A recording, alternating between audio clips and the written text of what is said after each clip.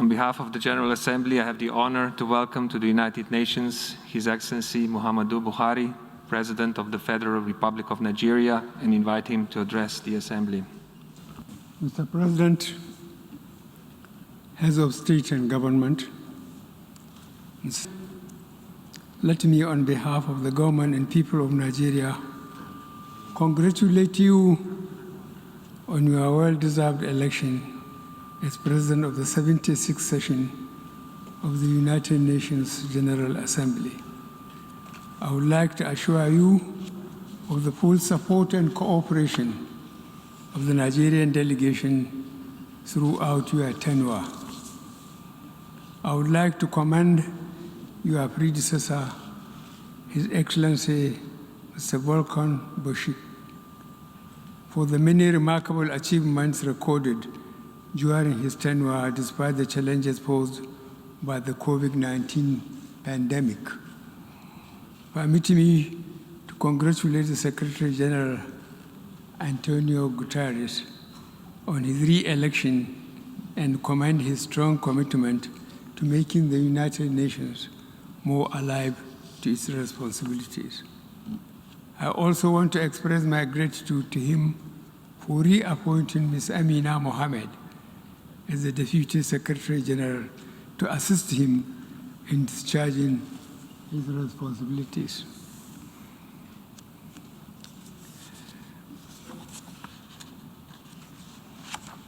Mr. President, excuse me, the theme of this year's General Assembly, Building Silence, Resilience through Hope to Recover from COVID-19, Rebuild Sustainability, Respond to Needs of the Planet, Respect the Rights of the People, and Revitalize the United Nations sums up our common desire to rescue our planet, recover our economies, and restore hope to all the peoples of the world.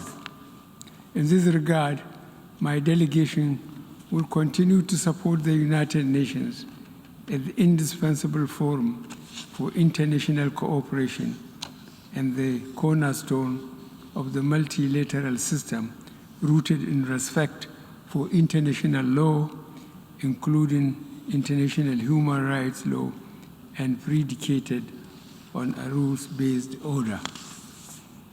Mr. President, I want to thank the international community for the concerted response to COVID-19.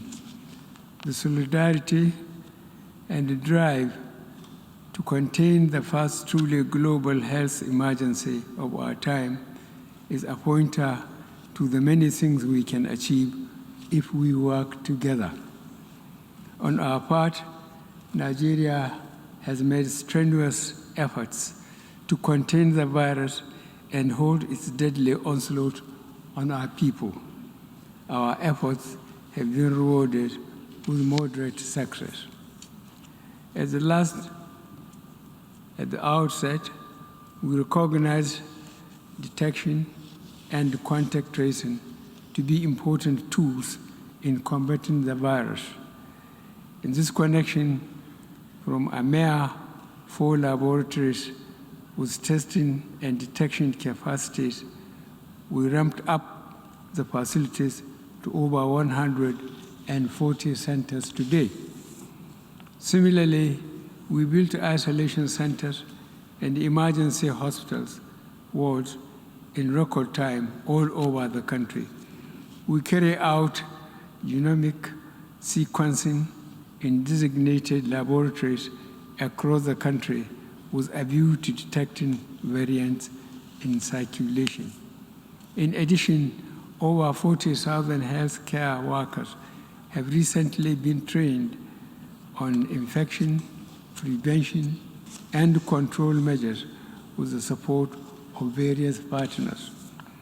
Nigeria remains grateful for the assistance received from our partners and friends all over the world. Vaccination is the key to our safe emergence from the pandemic. We fully support the COVAX initiative, from which we have benefited. We also thank the United States of America, Turkey, India, China, European Union, and others for the vaccines provided. Despite the acknowledgement, however, I would like to reiterate my call for a fairer and more equitable distribution of vaccines in all countries so that together we can fight and contain the pandemic. The rising wave of newer and more contagious strains makes this even more urgent. No country can afford the socio-economic implications of prolonged shutdown. It is imperative to underscore that no one is safe until everyone is safe. Mr. President, Nigeria remains deeply concerned over the illicit trade, transfer, and circulation of small arms and light weapons. Their excessive accumulation and uncontrolled spread in many regions of the world are having devastating humanitarian and socio-economic consequences, especially on the continent of Africa. It is on this note that my delegation calls for the worldwide application of the Arms Trade Treaty to codify accountability in conventional arms trade, which is critical to the security of nations. This is in recognition of the need for a broad-based global partnership in the ongoing battle against transborder crimes, including terrorism and piracy.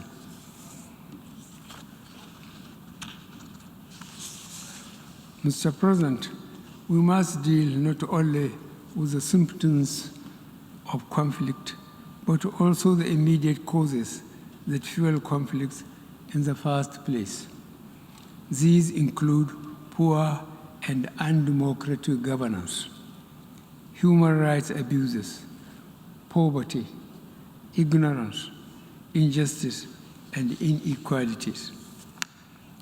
There are no easy solutions to these conditions. They require long-term investments and more effective international cooperation.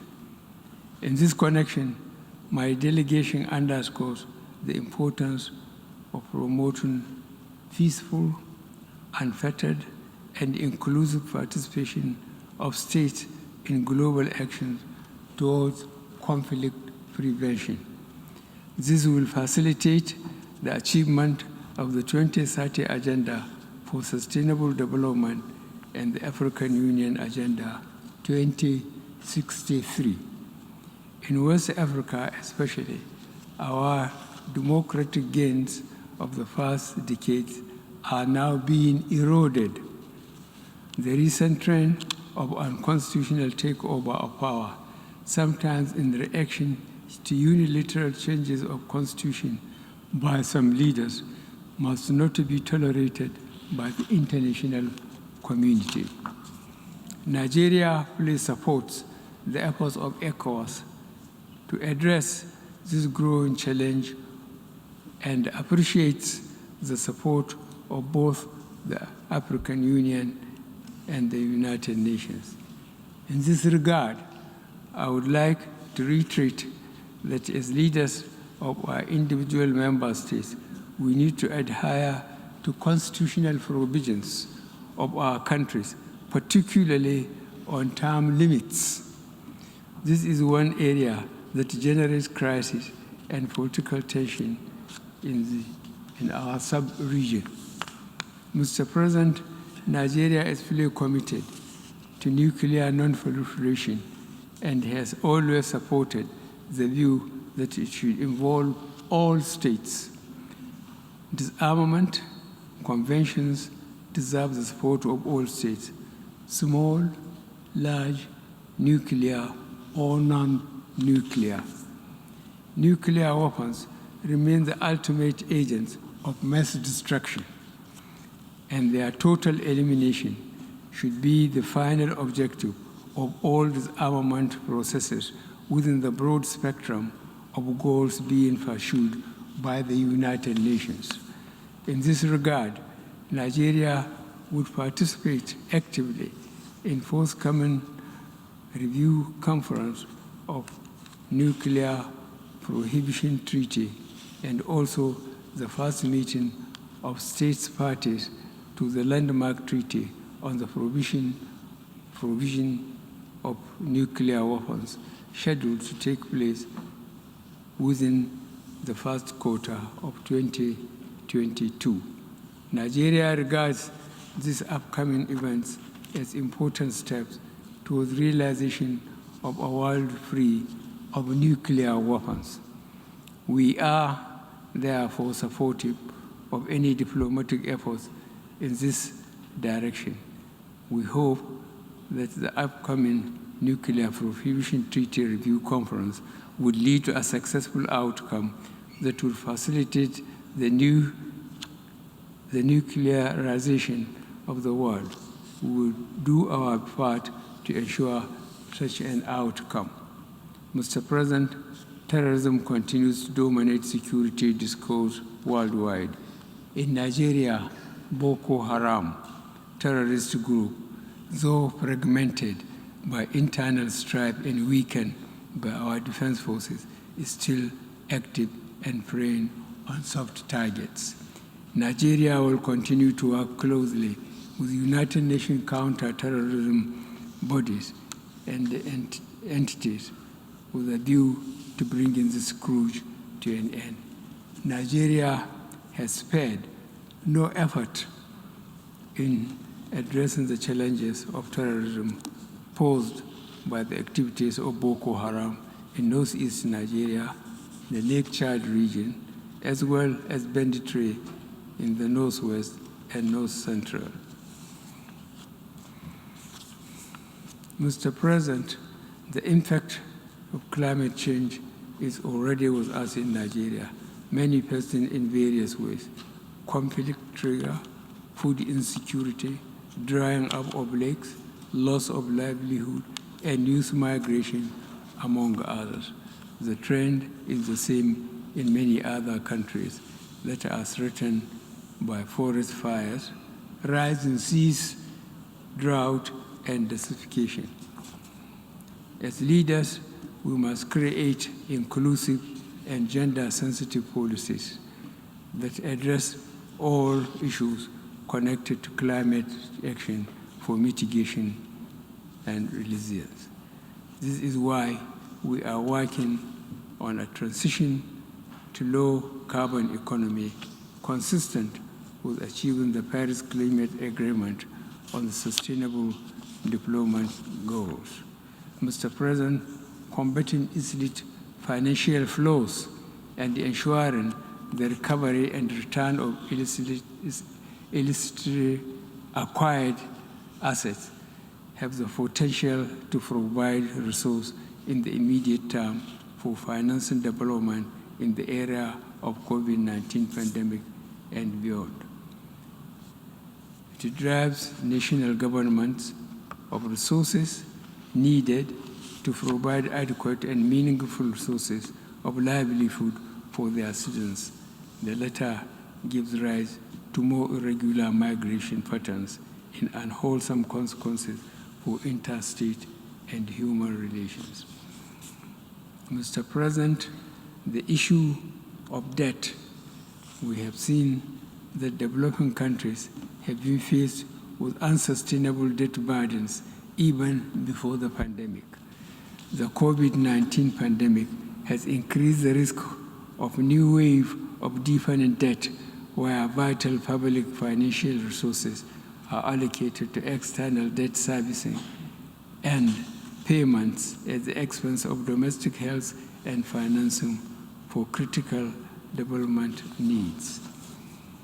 Therefore, there is an urgent need to consider expansion and extension of debt service suspension initiative to include all developing, least developed countries and small island developing states facing fiscal and liquidity challenges.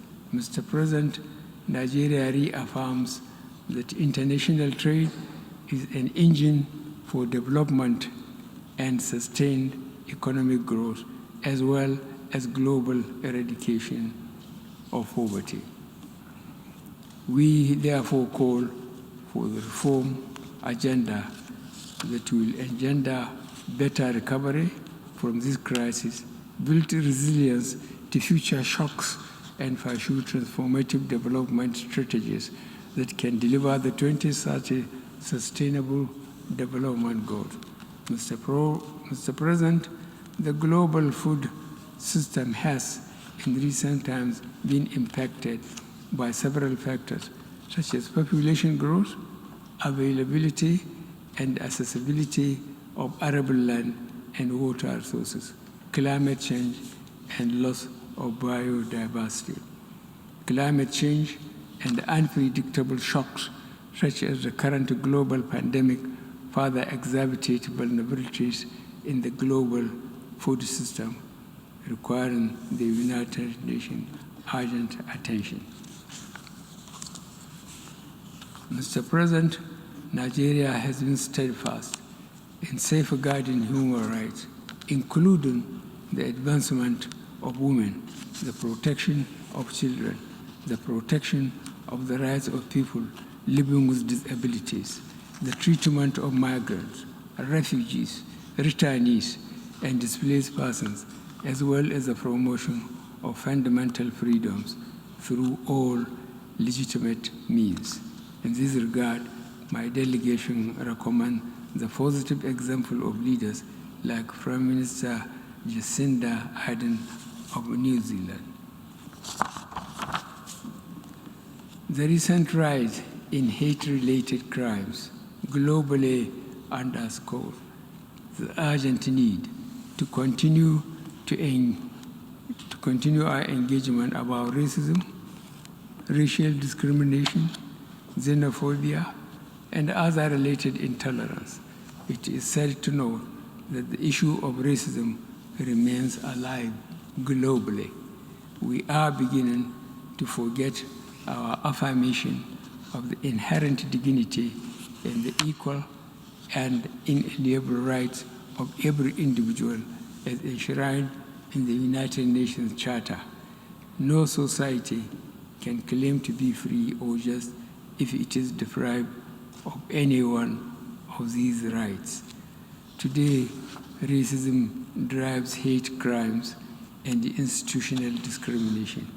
In all this, Africans and people of African descent are among the major victims.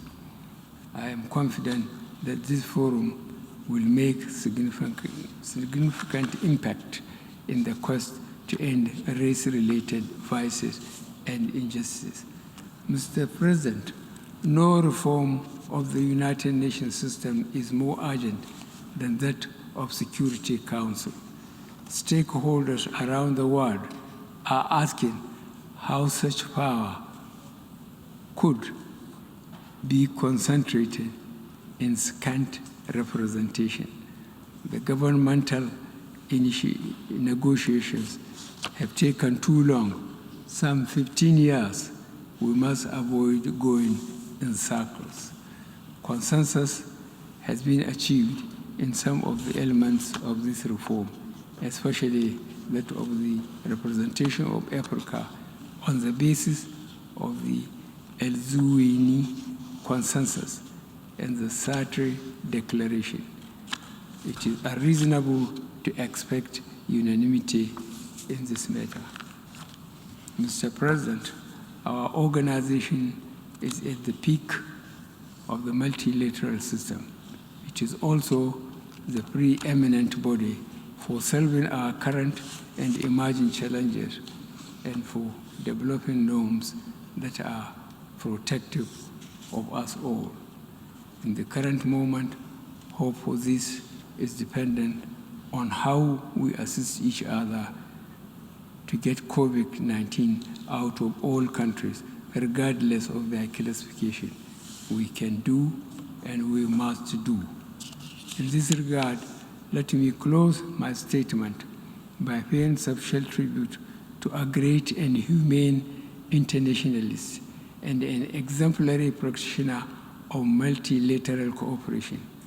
I am speaking of Chancellor Angela Merkel of the Federal Republic of Germany. As she exits the stage, we wish her well. Thank you. President of the Federal Republic of Nigeria for the statement just made, and I request the protocol to escort His Excellency.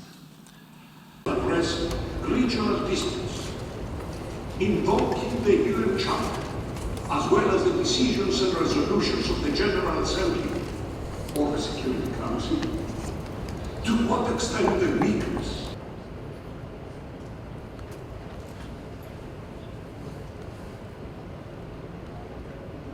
Nations General Assembly.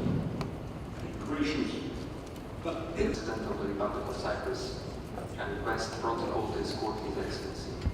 now, between words and deeds, between the auspicious development With ourselves, selfish interests hinder the priorities of the Secretary General, which violation of the fundamental principles of the United Nations. in his address at the General Assembly on Tuesday, the President on positive agenda. It is for this reason, quote, we hope that the problems regarding maritime boundaries Excellency. Our collective and shared failure to peace. Excellencies, this is the 9th consecutive year